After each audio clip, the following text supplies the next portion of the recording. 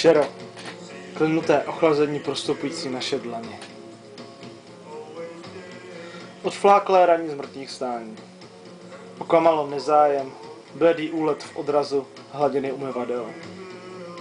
Plaché výstupy zbran kvenkovní, rozveselené oslavě drčících kočičích hlav, mňoukající stále stejnou monotónní modlitbu o léčbě šokem, blesk, kalužové topení podrážek, stopy schnoucí za mnou tě ke mně nepřivedou.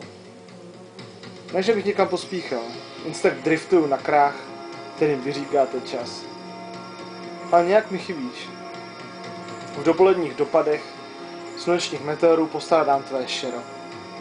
Stín se jako škraboška kryl mou tvář. I když možná to tvé šero přineslo ochlazení ve spletených bludištích našich dlaní. A stále více světla se vešlo mezi ně.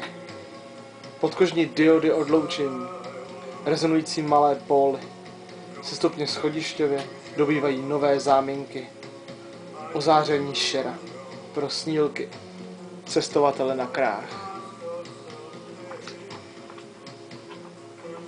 Já básník, němý, nad prázdným listem papíru, prázdnota a nevinnost čeká na poskvrnění.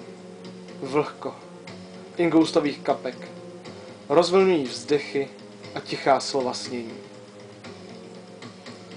Když kukačky mlčí, něco přichází.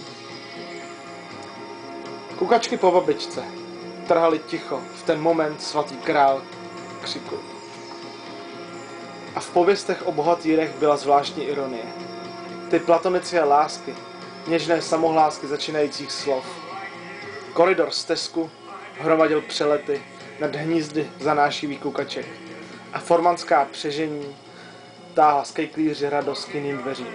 Víš, odlomených kousků omítky bylo již dosti.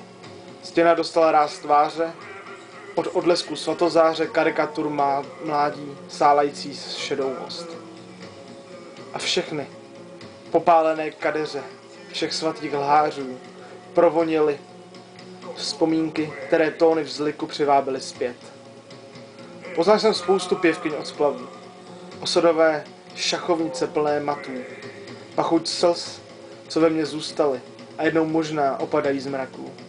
Kuku, kuku, světnice tapetových fresek prasklin v kůře, zásuvek bez proudů limovala už tak údery času. Prudký knockout do mých zasněžených vlasů. Vtřesoucí se dlani, jednoduché, banální, až vzpomínání na ní. V objektivech zažloutlých filmů, kdy držel jsem tě v náručí a odcházení bolí víc než smrt. Až když víš, že pointa v našich hrách už prostě není a místo potlesku přijde oněmění, poznáš, co jsi ztratil v tom našem životě pod kukačkami.